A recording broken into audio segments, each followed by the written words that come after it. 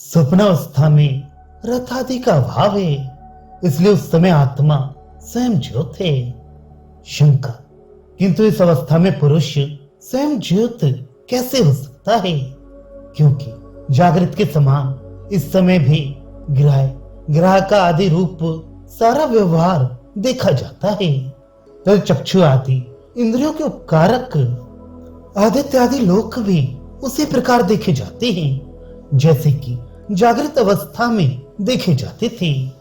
फिर अवस्था में ये पुरुष स्वयं ज्योत होता है, इस प्रकार विशेष रूप से निश्चय क्यों किया जाता है? समाधान बतलाते हैं, क्योंकि स्वप्न दर्शन की जागृत से विलक्षणता है। जागृत अवस्था में आत्म ज्योति इंद्रिय, बुद्धि, मन और आलोक आदि व्यापार से व्याप्त रहती है, किंतु यह स्वप्न में तो इंद्रियों का अभाव तथा उनके उपकारक आदित्य आदि के प्रकाश के अभाव के कारण वे विशुद्ध अर्थात केवल रहती है, इसलिए यह विलक्षण है। शंका, किंतु जिस प्रकार जागृत में दिखाई देते हैं उसी प्रकार स्वप्न में भी विषयों की उपलब्धि होती है, फिर इंद्रियों के अभाव के कारण ही उसकी विलक्षणता क्यों बताई जाती है? समाधान सुनो, उस अवस्था में न रथ हैं, न रथ में जोते जाने वाले अश्व आदि हैं और न मार्ग ही है, परंतु वे रथ में जोते जाने वाले अश्व आदि और रथ के मार्गों की रचना कर लेता है। उस अवस्था में आनंद, मोद और प्रमोद भी नहीं है, किंतु वे आनंद, मोद और प्रमोद की रचना कर लेता है। वहां छोटे छोटे कुंड, सरोवर और नदियां नहीं हैं, वे कुंड, सरोवर और नदियों की रचना कर लेता है, वही उनका करता है।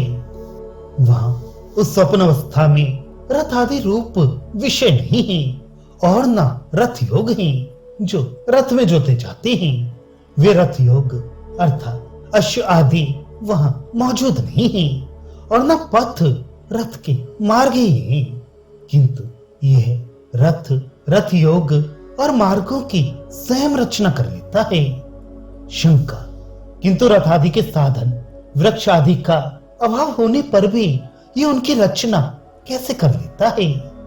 समाधान बतलाते हैं, ऐसा कहा है ना कि इस सर्ववान लोक की मात्रा को लेकर अपने को चेतना शून्य कर तथा दूसरा शरीर रचकर इत्यादि। सो अंतःकरण की वृत्ति ही इस लोक की वासना की मात्रा है।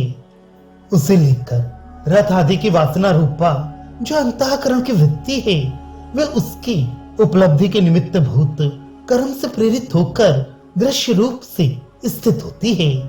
उसी को स्वयं निर्माय इस प्रकार कहा है और उसी को रथाधीन सृजते इन शब्दों से कहा है।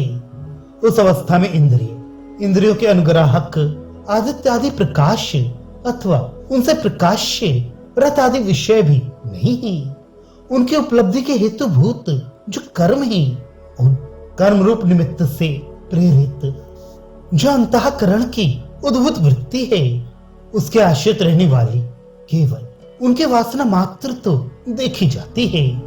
वह जिस नित्य ज्ञान स्वरूप ज्योति को दिखाई देती है, वह आत्म ज्योति इस अवस्था में म्याह से निकाली हुई तलवार के समान शुद्ध होती है।